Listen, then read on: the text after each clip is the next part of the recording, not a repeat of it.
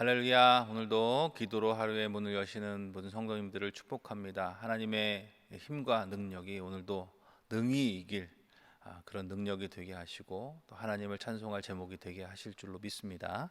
오늘 함께 볼 말씀 구약성경 출애굽기 4장 18절로 31절까지 말씀입니다. 제가 가진 책으로는 구약성경 86페이지 정도에 있고요. 출애굽기 4장 18절로 31절까지의 말씀입니다. 모세가 그의 장인 이드로에게로 돌아가서 그에게 이르되 내가 애굽에 있는 내 형제들에게로 돌아가서 그들이 아직 살아 있는지 알아보려 하오니 나로 가게 하소서. 이드로가 모세에게 평안히 가라 하니라. 여호와께서 미디안에서 모세에게 이르시되 애굽으로 돌아가라. 내 목숨을 노리던 자가 다 죽었느니라. 모세가 그의 아내와 아들들을 나귀에 태우고 애굽으로 돌아가는데 모세가 하나님의 지팡이를 손에 잡았더라. 여호와께서 모세에게 이르시되 내가 애굽으로 돌아가거든 내가 내 손에 준 이적을 바로 앞에서 다 행하라. 그러나 내가 그의 마음을 완악하게 한즉 그가 백성을 보내주지 아니하리니 너는 바로에게 이르기를 여호와의 말씀에 이스라엘은 내 아들 내 장자라. 내가 내게 이르기를 내 아들을 보내주어 나를 섬기게 하라 하여도 내가 보내주기를 거절하니 내가 내 아들 내 장자를 죽이리라 하셨다 하라 하시니라. 모세가 길을 가다가 숙소에 있을 때에 여호와께서 그를 만나사 그를 죽이려 하신지라. 시보라가 돌칼을 가져다가 그의 아들의 표피를 베어 그의 발에 갖다 대며 이르되 당신은 참으로 내게 피난편이로다 하니 여호와께서 그를 놓아 주시니라. 그때의 십보라가 피난편이라 함은 할례 때문이었더라. 여호와께서 아론에게 이르시되 광야에 가서 모세를 맞으라 하시매 그가 가서 하나님의 산에서 모세를 만나 그에게 입맞추니 모세가 여호와께서 자기에게 분부하여 보내신 모든 말씀과 여호와께서 자기에게 명령하신 모든 이적을 아론에게 알리니라. 모세와 아론이 가서 이스라엘 자손의 모든 장로를 모으고 아론이 여호와께서 모세에게 이르신 모든 말씀을 전하고 그 백성 앞에서 이적을 행하니 백성이 믿으며 여호와께서 이스라엘 자손을 찾으시고 그들의 고난을 살피셨다 함을 듣고 머리 숙여 경배하였더라. 아멘. 오늘 이 본문을 중심으로 부르심을 따라갈 때라는 말씀 나누면서 은혜를 나누기를 원합니다. 못난 이스라엘을 내 아들, 그것도 장자라고 부르시는 하나님의 모습이 오늘 말씀 속에서 나타납니다. 오늘 말씀에 바로에게 이르기를 여호와의 말씀에 이스라엘은 내 아들, 내 장자라 이렇게 말하라고 모세에게 22절에 말씀하신 하나님의 모습이 기록되어 있죠. 신명기 7장 8절은요 이 이유가 오직 사랑하심 때문이라고 기록하고 있습니다. 이스라엘이 인구가 많아서도 아니고 강대해서도 아니라는 거예요. 자, 7절부터 7장 신명기 7장 8절에 이렇게 기록합니다. 여호와께서 다만 너희를 사랑하심으로 말미암아. 이스라엘을 택하신 이유는 다만 너희를 사랑하시기 때문이었다라고 말씀하시죠. 수가 많아서도 아니고 민족 중에 가장 작은 자였던 이스라엘을 사랑하심으로 택하신 주님. 그렇게 생각하면 오늘 우리도 마찬가지가 아닌가라는 생각을 하게 됩니다. 오늘 우리도 마찬가지죠. 하나님은 이스라엘만큼 작은 우리를, 이스라엘만큼 완악한 우리를 택하셨습니다. 베드로전서 2장 9절은 하나님이 우리를 택하셨음을 분명히 보여줍니다. 그러나 너희는 택하신 족속이요 왕 같은 제사장들이요 거룩한 나라요 그의 소유가 된 백성이니 이는 너희를 어두운 데서 불러내어 그의 기이한 빛에 들어가게 하시니에 아름다운 덕을 선포하게 하려 하심이라. 하나님이 우리를 택하셨다는 거예요. 왕 같은 제사장으로. 그리고 그 이유는 하나님의 기이한 빛에 들어가게 하신 그것을, 그 아름다운 덕을, 하나님의 그 사랑을 선포하게 하려 하십니다. 이렇게 기록하고 있죠. 사랑하는 여러분, 오늘 우리는 그 부르심을 따라가고 있습니까? 그 부르심을 온전히 따라갈 수 있는 우리 모두가 될 수 있기를 간절히 소망합니다. 하나님은 그렇게 부르신 인들을 사용하셔서 하나님의 택하신 그 뜻을 이루어 가십니다. 오늘 이 부르심을 따라갈 때 우리가 기억할 두 가지를 살펴보면서 오늘 우리를 부르신 그 부르심을 오늘 우리도 분명히 이루어가는 그런 은혜로운 삶을, 또 하나님이 주신 허락하신 그 사명을 온전히 감당하는 삶을 살아갈 수 있게 되기를 간절히 소망합니다. 부르심을 따라갈 때 우리가 기억해야 될 첫 번째는요, 우리를 부르신 그 부르심은 모두를 위한 부르심이다라는 것입니다. 우리를 부르신 것은 단지 나만을 구출하게 하시려고 하시는 그런 것이 아닙니다. 모세를 먼저 부르셨죠. 애굽이라는 땅 안에서 살인자였던 모세를 구출하시기 위해서, 애굽이라는 땅에서 하나님을 섬길 수 없는 히브리인이지만, 택함 받은 히브리인이지만 하나님을 섬길 수 없는 모습으로 살아가는 그 모습에서 모세만 부르시기를 원하셨던 것이 아니라, 그 부르신 모세를 통해서 다시 그 떠나갔던 곳을 찾아가게 하시고, 그 같은 아픔을 가진 히브리인들을 위로하시고 그분을 구하려고 하시는 것이 하나님의 계획이었다는 거예요. 우리의 부르심은 바로 그런 부르심이라는 거죠. 나 하나만을 구원하기 위해 하신 부르심이 아니라, 나를 통해서, 먼저 부르신 나를 통해서 너를, 그렇게 모두를 위한 부르심이 하나님이 우리를 향해서 가지고 계신 부르심이다라는 것을 우리는 기억해야 할 줄로 믿습니다. 그러므로 오늘 나만 잘 신앙생활하면 돼, 이렇게 생각하는 우리의 그 모든 것들을 깨트릴 수 있게 되기를 간절히 소망합니다. 가나안 성도라고 그러죠. 안나가를 반대로 해서 가나안이죠. 나만 잘하면 돼, 그리고 그것이 최고로 아는 그런 모습, 대표적으로 말씀드릴 수 있지만 그런 모습은 빨리 깨어야 될 대표적인 모습이라는 거예요. 나만을 위한 부르심이 아니기 때문입니다. 내가 떠나왔던 그곳, 괴로웠던 그곳에 오늘 모세를 다시 보내십니다. 왜 그러십니까? 그곳에서 같은 아픔을 가지고 있던 그 모세가 그 같은 아픔을 느끼고 있는 그 히브리인들을 온전히 위로할 수 있고, 그 위로함 속에서 그들을 온전히 구출할 수 있게 하시기 위함이라는 거죠.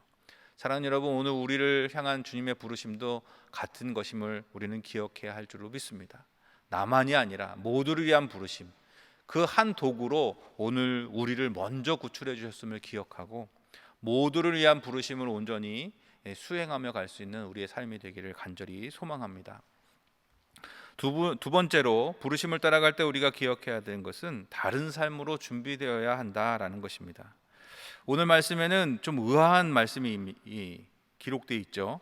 하나님이 모세를 보내십니다. 애굽에 가서 내 아들 장자 이스라엘을 구원해 내라. 그런데 24절부터 갑자기 이상한 내용이 기록되죠. 모세가 길을 가다가 숙소에 있을 때 여호와께서 그를 만나사 그를 죽이려 하신지라. 금방 이렇게 애굽으로 보내셨던 하나님께서 다시 모세를 죽이려고 하시는 모습으로 대면하시는 그런 정말 이해할 수 없는 장면이 기록되어 있는데, 그 장면의 끝이 26절 마지막에 이렇게 결론이 납니다. 피난편이라 하면 할례 때문이었다.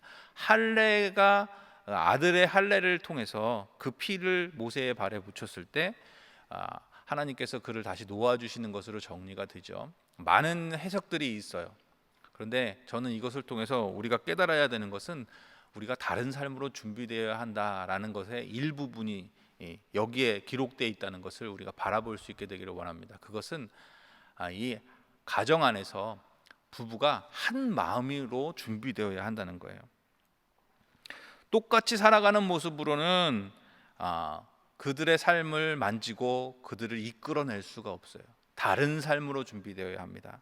학자들의 여러 가지 그 해석들 속에서 저는 이것들을 찾아냈습니다. 오늘 보니까 이 십보라가, 아마도 모세는 아들들이 태어났을 때 히브리 전통에 따라서 할례를 행하려고 했을 거예요. 그런데 십보라가 그것을 막았던 것으로 여기는 학자들이 많이 있습니다. 저는 그것에 동의합니다. 이방인이었기 때문에 십보라가 이 모세의 의지를 제대로 이해하지도 않고 방해했겠죠. 그것을 막았다가 오늘 이 사건, 모세가 죽게 되는 이 사건을 통해서 십보라의 마음이 모세와 하나가 되는 것이죠. 인정하게 되는 것이죠. 그렇게 한 마음이 돼서 그 가정을 하나로 만드는 그 연합 가운데 하나님은 이 모세의 사역을 준비하게 하십니다. 그것뿐만이 아니죠. 가정만이 하나 되는 것이 아니라 삶의 자세의 여러 가지 태도들도 우리는 다른 삶으로 준비되어야 합니다. 하지만 오늘 말씀을 통해서 우리는 먼저 가정이 하나 되는 모습을 보게 하시는 것을 말씀을 통해서 보게 되죠. 사랑하는 여러분, 하나님의 일의 특징은 하나됨을 통해서 이루어 가진다는 것입니다. 사람의 일의 특징은 강압적인 모습입니다. 강한 하나가 약한 다수를 찍어 누리는, 어찌 보면 약육강식으로 점철되는 동물의 세계와 다를 바가 없는 방식으로 이루어져 가는 것이 사람의 방법이고 체계인 것 같습니다. 그런데 하나님의 일은 그렇지 않습니다. 하나님의 일은 전혀 하나 될 수 없는 사람 같은 사람들이 연합을 이루고 그 연합을 통해서 하나가 되어가고 그 하나됨을 통해서 정말 사람의 방법으로는 도저히 상상할 수 없는 일들을 이루어가게 하시는 것, 그게 하나님의 방법이라고 성경을 통해서 또 믿음의 선조들의 삶을 통해서 우리는 보게 되는 것이죠. 사랑하는 여러분, 그러려면 다른 삶으로 준비되어야 합니다. 가정도 하나가 되어야 하고 삶의 태도야 방법도 나의 말투도 모든 것들이 다른 삶으로, 세상과는 다른 삶으로, 이전과는 다른 삶으로 준비되어야 할 줄로 믿습니다. 부르심을 따라갈 때 우리는 그것을 분명히 기억해야 합니다. 전혀 다른 삶의 배경을 가진 사람들이 하나님의 이름 아래 모여서 하나님의 뜻을 따라 살아가는 그 하나됨을 이루려면 먼저 나부터 다른 삶으로 준비되어야 합니다. 그때 비로소 하나님의 일을 온전히 이룰 수 있게 되기 때문입니다. 오늘 부르심을 따라갈 때라는 제목을 중심으로 두 가지를 살펴보았습니다. 우리를 향한 부르심은 나만을 위한 것이 아니라 모두를 향한 것임을 기억하라 하셨습니다.